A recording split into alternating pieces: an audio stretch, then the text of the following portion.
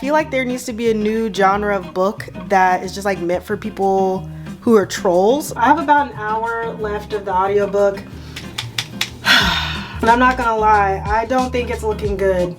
This vlog isn't going exactly how I hoped.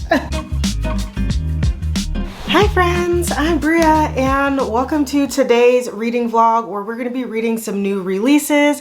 You know, I feel like I'm always so behind when it comes to reading new books, reading things that people haven't talked about previously. And so this video is really challenging me to do that. And so the 3 books that I'm going to be reading in this video are books that I have not seen anybody else review yet, whether that's on Bookstagram or BookTube. To be fair, I haven't been on Bookstagram very recently, but I'm happy to say that I feel like I'm at least at the forefront of these books, so go me. So the first book I'm going to be reading or listening to is New Nigeria Country by Claire Brown. So apparently Claire Brown is a TikToker, which I have never heard of her before. I'm so sorry, Mrs. Brown. But New Nigeria Country is a full cast audio about essentially races being reversed when a white family moves into a very fancy black neighborhood and the son gets accused of being in a gang, and it just kind of flips racial ideas in America kind of on its head, and it's kind of pitched as a satire. So I'm very excited to get into that one. And then the second book up on my list is One of Our Kind by Nicola Yoon. So this is pitched as Get Out meets The Stepford Wives, and this is about a black family that also moves to a wealthy black neighborhood, and things are kind of just amiss with the neighborhood, the family is finding out. And this is Nicola Yoon's first adult book and first thriller book, so I was really interested to get into this one as well. There's some thoughts on this one, so stay tuned for that. And then last up is Blood at the Root by Ladarian Williams. I'll also be listening to this one on audio. And this is one that a friend actually sent me via TikTok, I think before he actually published the book. And it's essentially about a young man who goes to a magical HBCU, which I feel like I've just been waiting for a book like that. So I'm really excited about all 3 of these books. And by chance, they're all by Black authors, which I also love for me and I love for you. But let's go ahead and get into the vlog.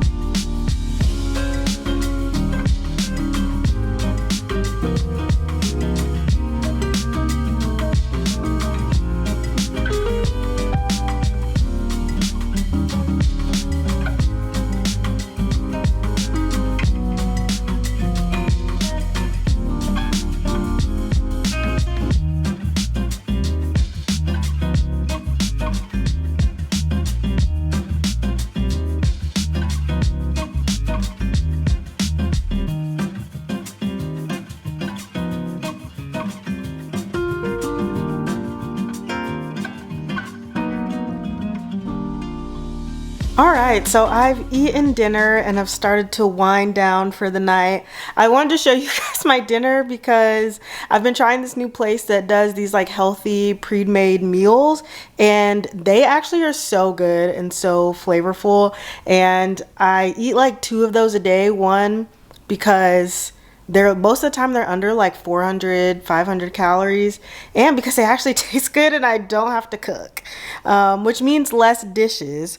However, I do need to wash dishes, which I think I'm going to do tonight. But first, let's talk about New Nigeria County, because this had me laughing out loud. Like, this is obviously supposed to be a satire, but I feel like there needs to be a new genre of book that is just like meant for people who are trolls, because this whole book literally just flips everything that's happened in America kind of like backwards when it comes to race. So we open up with this woman calling the police because she has new neighbors moving in, and she's assuming that the 16-year-old boy is a part of a gang because they say gang members wear cargo shorts.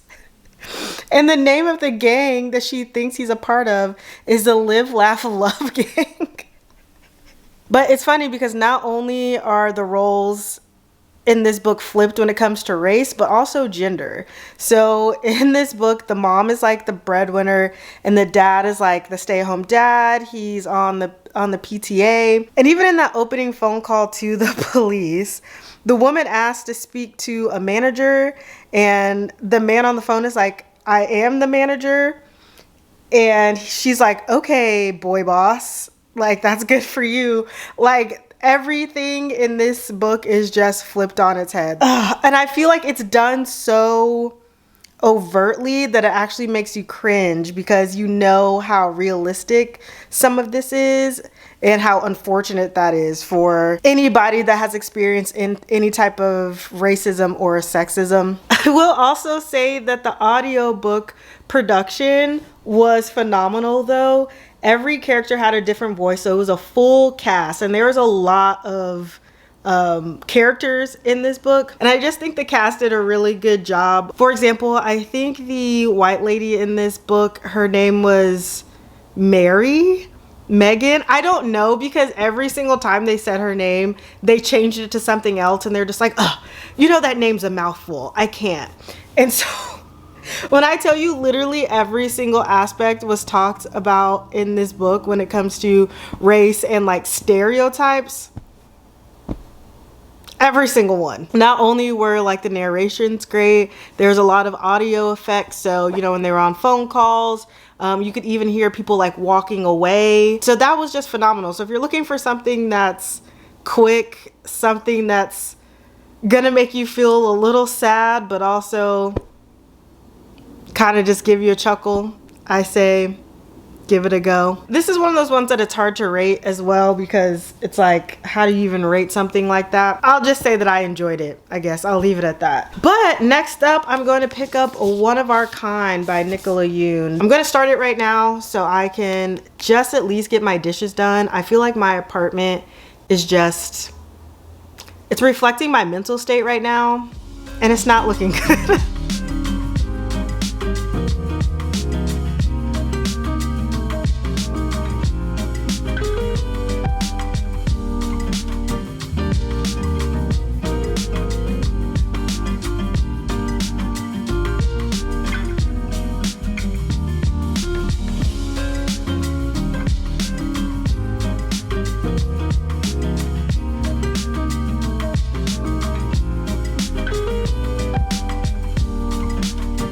So it is 1:15 p.m. I'm on my first cup of coffee, which is decaf, but I just haven't gotten to sleep in for a while, so I just had a lazy morning. And by lazy morning, it means I didn't get out of bed. I slept in for a little while.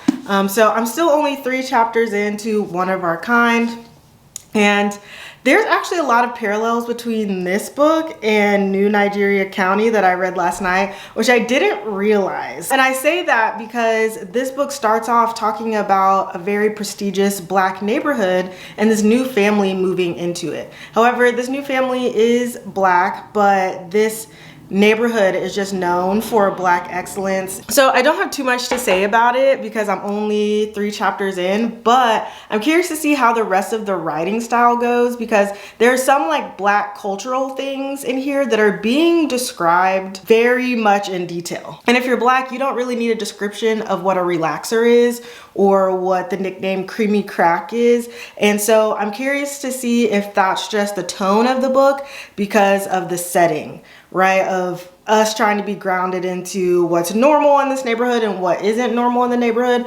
or if Nicola Yoon is trying to make this palatable for a lot of audiences. I'm just not sure yet, but we'll see. I'm going to continue listening to it. I'm going to go to the thrift store just for a short amount of time because it's already, like I said, it's already 1:15.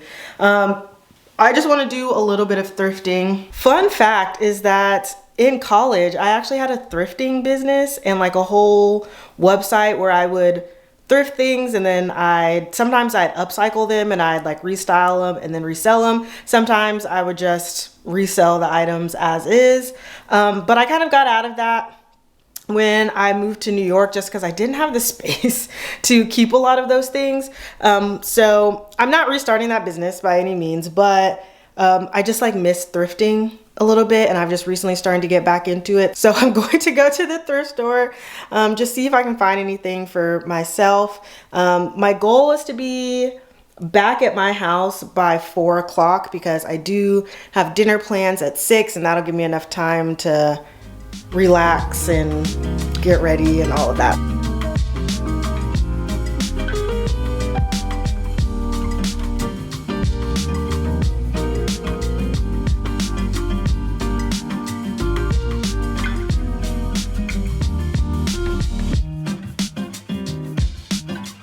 Okay, so I'm back home from the thrift store. I did find a lot of good things, but I will show you guys those later because I have about 20 minutes before I need to leave the house for dinner. But I did want to give you guys an update on the book. So I have about an hour left of the audiobook. And I'm not gonna lie, I don't think it's looking good. I feel like this book talks about a lot of important things, but I just don't know if it's meant for Black people.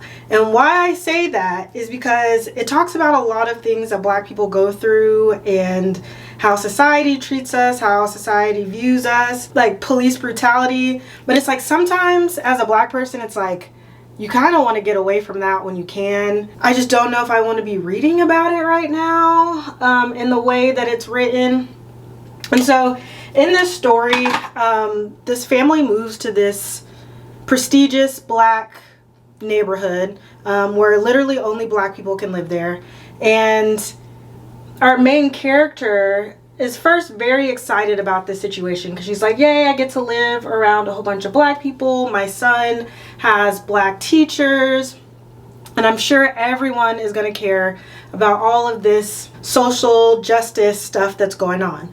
But she quickly realizes that a lot of the people that live there aren't interested in being involved in a lot of like the social justice work. And so she struggles to find people that are like-minded to her. But I'll say this, I'm not sure how much I like the main character, but our main character is kind of making it seem like Black people are a monolith. Like she talks about people's hairstyles and says like, oh, these people really aren't leaning into their Blackness because they have a silk press or because they have a relaxer. And it's like, just because they have the hair that way doesn't mean that, you know, they're any less Black, right? So I'm also struggling to find like the parallels between Get Out and the Stepford Wives. I'm kind of understanding it because there is this undertone of maybe like a cult type of thing going on. But I will say that those comparisons are very loose. This book is pitched as a thriller, but like I have not been thrilled, nervous, not one time, maybe curious, but that's really it. Yeah, so I'm interested to see if there's any like character development with like our main character, if there's any other realizations that happen for her or anybody else that is in the book. I don't know if it's me, I don't know if it's the writing, or if it's maybe just like I'm just not in the mood to read something like this right now. I don't know. Yeah, so not good news on One of Our Kind. I think I'm giving this like a 2.5, and I think I'm gonna round down to a 2 on Goodreads. This book, I hate to say it, but if I didn't know that Nicola Yoon was Black, I would not have thought this book was written by a Black person. Aside from the fact that some of the traumas that were talked about in here were very specific to the Black experience, but it really made it seem like the Black experience is boiled down to the trauma that we've endured, and like nothing else. I feel like that perspective didn't really change throughout the book, and I was hoping that there was going to be some bigger lesson or meaning behind us having to like revisit certain traumas and lived experiences and things like that, but there wasn't. I will say though, the end of the book did finally give me the like Get Out, Stepford Wives type of vibe. However, I feel like we should have focused more on that, and I feel like there should have been more foreshadowing of that throughout the book. I think there could have been a bigger buildup towards that as well. I like the idea of kind of like the plot twist, but I just wish we would have explored that more, and that would have been a bigger focus of the book. I also feel like it was very rushed. Like we didn't get that reveal and that like Get Out type of experience until like the last 20 pages. And for a book that's already so short, I feel like we just focused way too much on the stuff that like I didn't like. So yeah, this was disappointing for sure. And I just also feel like Nicola Yoon's writing style just didn't come through in this either. Like it just didn't feel familiar, but maybe that's because, you know, it's a new genre and it's a new like age demographic that she's writing in. Yeah, 2.5. 2.5. So I did work out this morning. I got to move my body a little bit. Love that for me. But because I woke up kind of early to get that done, I ended up taking a nap after I got home. So it's currently 3 o'clock, and I'm actually supposed to be babysitting around 5. So I'm actually going to go and head towards their house now because it is going to take me about 45 minutes to get there. So I'm going to try and listen to some more of Blood at the Root because I did start this earlier. I'm only about 10% of the way through, and I'm liking the story so far, and I'm really holding on to what the premise is.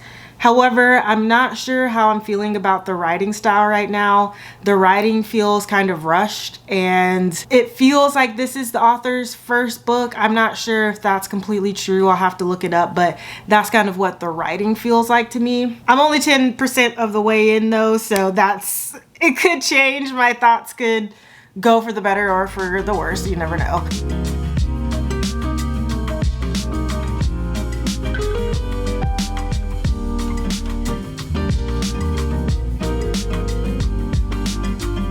Okay, so I'm about 60% of the way through Blood at the Root, and I have some thoughts. Some good thoughts, some not so good thoughts. But in Blood at the Root, we're following a young man named Malik who's always had these magical powers since he was very young. But when he was 7 years old, there's these cloaked figures that came to his house. He couldn't control his magic, and there ended up being dead bodies in the room, and one of them people suspect is his mother. However, he has this feeling that his mom wasn't there, and so his mom has just been missing for years and he just doesn't know what actually happened to her. And so fast forward to present day, where Malik finds out that he is a part of this really renowned magical family, and that family sends him to this magical HBCU, and he's hoping that at this HBCU that he can find out more about his mom and like what happened to her, more about his powers and how to harness them, and just like the history of his magic and the magic system as a whole. And so I think the idea of a magical HBCU is such a top tier idea, and one that I think a lot of people are interested in reading about, especially after a lot of people loved You Know What series and realized there was only one Black person in there, and barely that. And so I was excited to get into this book, but I just feel like there are way too many ideas trying to be explored throughout the story. And I mentioned this in my previous clip that the writing style feels very debut-y, right? And that still feels the same as the book has progressed. Because there are so many ideas trying to be covered in this book, I feel like we're moving very fast without really world building the correct way. And I feel like in a story like this, where the magic runs so deep, where you're at this magical school, a lot of the magic of that type of story comes from the world building, comes from the magic system, comes from the history of all of this, and I feel like it's just lacking there. And even though there's so many ideas and I feel like the story is moving very fast, I also feel like we're still not really getting anywhere. However, I will say that I think I'm having a lot of this feedback because I read fantasy so much and because I've read a lot of different books with different magic systems in it. But I think that there is a space for this book because I do feel like it's very accessible. So maybe people who don't read fantasy all the time, this is the type of book that they would love to just start out on and get into. And I feel like the author's note at the beginning really talks about that and how this book is meant for young Black men that have never seen themselves in like a magical story. I feel like that's amazing, and I feel like a lot of people would love this book. I feel like the vernacular that's used, the language that is used is so Black, so just culturally relevant that it's just easy to like listen to. And so I am excited about that piece of it because I just feel like a lot of people could probably see themselves in this story. And so that's a really important piece and a piece that I am truly enjoying. So yeah, we'll just see where this additional 40% takes us. That 40% is equivalent to about 3 hours left of the audiobook. So I really want to try to get that done today. But I also realized that I didn't give you guys a little haul of the stuff that I got from the thrift store. So let's do that quickly. Okay, so you know it's a real thrift store when the bag that they put your stuff in is just a trash bag. I'm not gonna try everything on just because I need to wash everything, but I'll quickly go through it. So I got these pants that are from J. Crew. They have such a cute like little striped pattern on it. And the thrift store I go to does have sales. They do like color coding, so 2 colors are usually on sale. When I went, green was 50% off and pink was 75% off. So then next I got these Calvin Klein khaki shorts, which were so cute on the hanger. But then the more that I look at them, I'm like, am I gonna look like a park ranger? Am I gonna look like someone's mom volunteering for a field trip? Which is, there's nothing wrong with either one of those. But I'm not either one of those. So that's a concern. And then I got this cute little like summer dress. I've been trying to buy more color. I wear a lot of neutrals. After living in New York, like my uniform is just like black and beige. So I've been trying to get more color. And then next is the most expensive item I got at $17 or $16.80. And so it's another like mini dress, but it's like a more structured fitting dress with like some piping and stuff on it. The material feels very durable. I did get this pinstripe skirt, and this is from Old Navy. It looks short, but I'm pretty short, so this actually is appropriate for work for me. It's only about like 1 inch above my knees, and so I figured I can wear this with like a cute button down and some loafers to work during the summertime. Also more work attire and trying to get more color into my wardrobe. I just got this red silk blouse. There's like this stitching on the front that just adds a little bit of detail, and the sleeves are kind of like bell-like, which is really cute. And then again, more color. We have some more red. I got this long shirt dress thing. It's also silk, but this is something else that I can wear to work. Now that I'm like holding some of this stuff up, I feel like maybe I should have tried it on, so you guys just think that I'm not like one of those TikTok girlies that wear a mini skirt and a crop top to the office, because that's definitely not the case. But this actually does go all the way down to my knees, and it's kind of oversized, so I feel like I'd have to wear like a belt with this. And then I got this like pleated plaid mini skirt. It actually does have like shorts in between, which is really nice. This isn't something I could wear to work, but I could wear this out. I have it in my mind a couple different ways I can style it. And then continuing on the color train, I just got this like woven top. I feel like it'd be so cute over like a dress, or you know, with some shorts, just as something just to kind of throw on during the summer. And then 2 items left. So we have this red skirt, which as is I could wear to work because it does come down to my knees.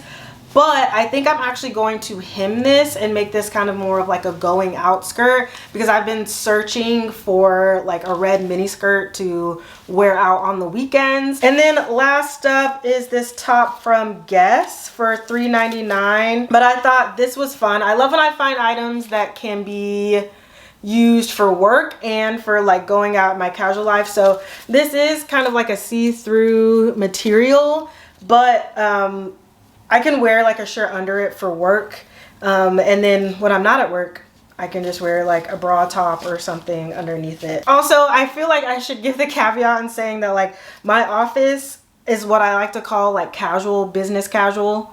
So obviously like you have to look appropriate, but it's not like super professional looking. Spent about $70 I think total on these items, which I think is great. Yeah, but I wanted to share all of that because I know I didn't get a lot of clips of it in the store and I didn't want to leave you guys hanging. But anyway, this isn't a fashion channel, it's a book channel, so let's get back to the reading.